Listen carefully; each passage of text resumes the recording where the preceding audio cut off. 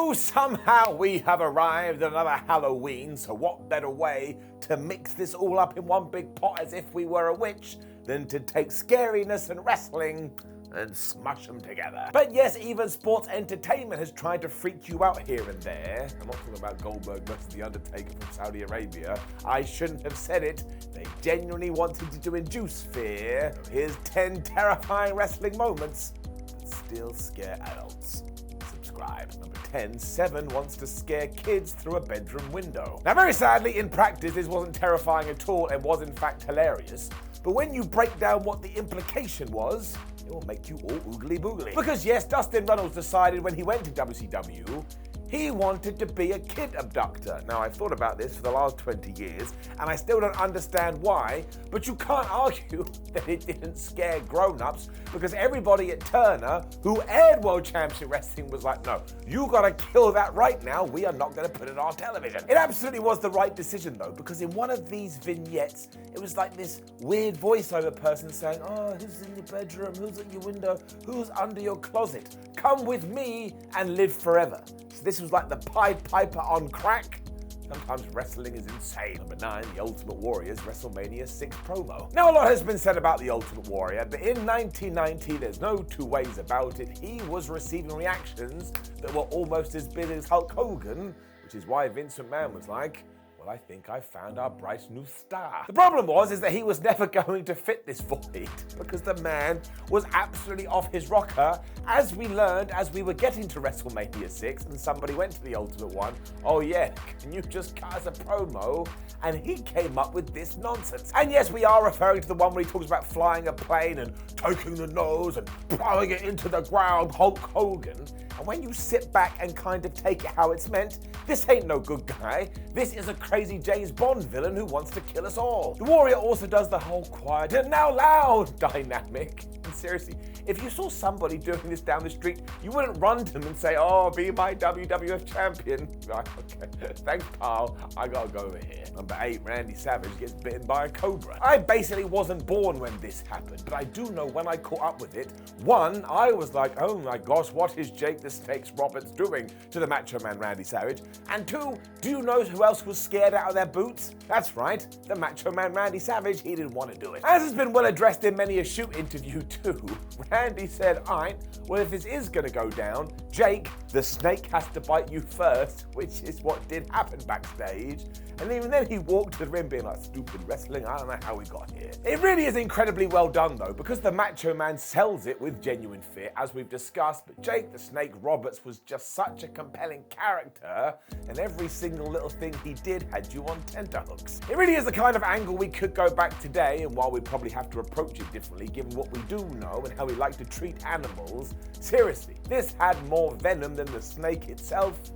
Flub and brilliant. Number 7, the gangsters do not give a flub in Smoky Mountain Wrestling. Now, if you ever watched Smoky Mountain Wrestling, you will know it was trying to appeal to a certain wrestling clientele, meaning when the gangsters turned up, everybody raised an eyebrow. If you were around when this was going down in Smoky Mountain Wrestling, you know the deal, because SMW was like the white picket fence of wrestling promotions. And then in walked the gangsters and were like, we don't give a shit. I mean, seriously, the charged energy they had from day one actually made you feel a little bit worried about what they would do, and naturally this came from New Jack. And now we all know what he was going to go on to do in the future, but it was starting here.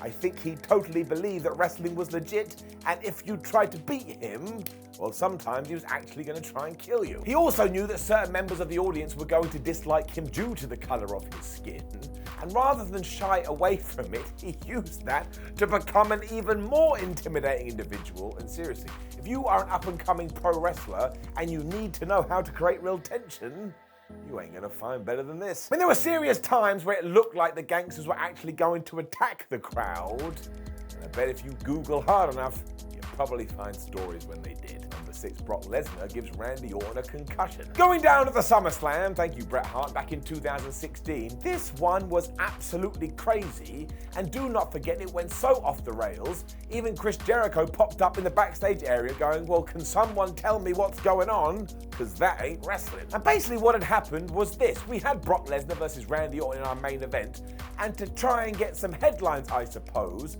the finish was Brock uses his elbow to bust Randy open for real, we get legit blood, and everyone goes home happy.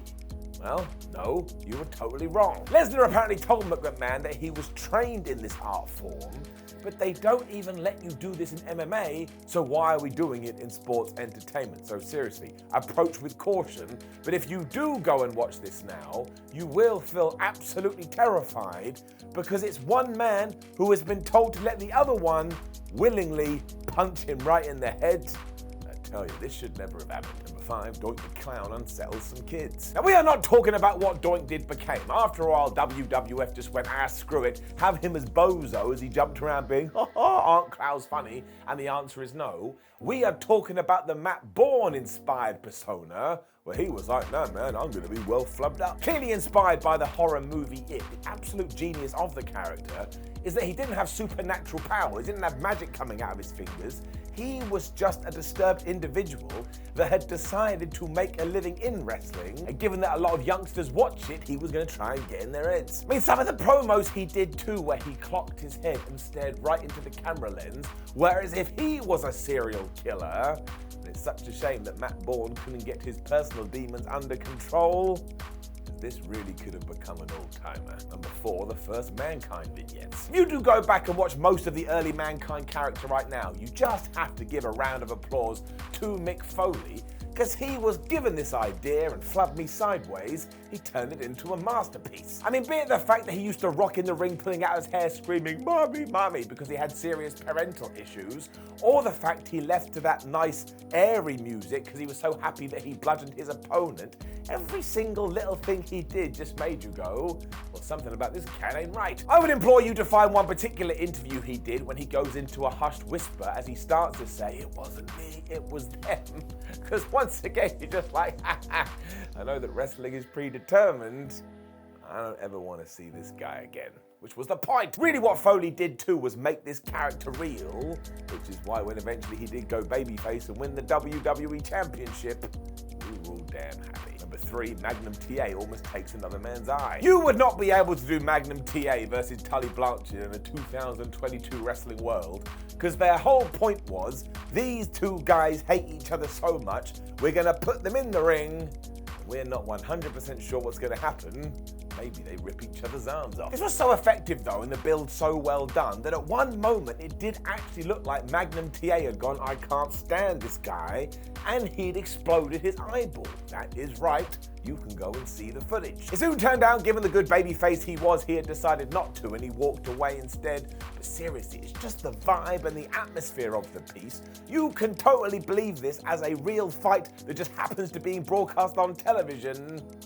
Really is something else. Number 2, Mae Young gets sent to hell. I mean, pretty much anything that Mae Young did during the Attitude Era was crazy, because she was not a young woman. Like, she was definitely over 75 years old, so why the hell was she doing any of it? The one that most people still talk about today for good reason, though, is when Bubba Ray Dudley was obsessed with putting female performers through tables. I don't know why he was into this. He was a bit of a strange dude, and on one episode of Raw, he took Mae Young, he put her in the powerbomb position, and not only did he do this, he did it off the entrance stage, and yes, they went through the wood. Now, when you watch it back, Bubba Ray Dudley actually did a great job in protecting Mae Young, but there's one moment where it actually looks like Mae is going to fall right on her head. I mean, imagine you saw your own grandmother doing this. Wrestling can be truly, truly wild. Number 1, Kotarabushi becomes Murder Boy. Despite his recent injuries, we already know that Kotarabushi is one of the best wrestlers ever, and he's also quite the quirky cat. I mean, he can't navigate airports, he says he doesn't like to read books because they make him think things, and he's not a big fan of fishing because fishing pisses him off. What we are going to talk about here today, though, is what happens when he's inside a wrestling ring, where he does engage his murder boy sequence that makes you go, I don't understand why we're trying to hurt people. It's basically the point during the match where Kota drinks his super serum and he's impervious to any kind of pain, but it's the damage he does to the other person in the squared circle. I mean, quite clearly beforehand, they've both gone, yeah, you need to hit me as hard as possible, but it still makes it crazy to see. Ibushi is terrifying because he carries himself with such intensity, and if you also want to bring something else into this mix, I can't handle how much he lands on his head. That's right, it terrifies me every single time necks aren't made to take that kind of impact. He doesn't seem to care at all. Know of any other terrifying wrestling moments that are still scary as adults? Make sure you let us know in the comments below, and don't forget to like the video, share the video, and subscribe. Then you can read articles like this on whatculture.com. You can follow us on social media at Simon316 and at WhatCultureWWE. We have a lot of videos, a lot of lists, and they want to be watched. Happy Halloween. My name is Simon What Culture. Thank you very much for watching me as always. Now go dress up as a ghost or something. See you soon.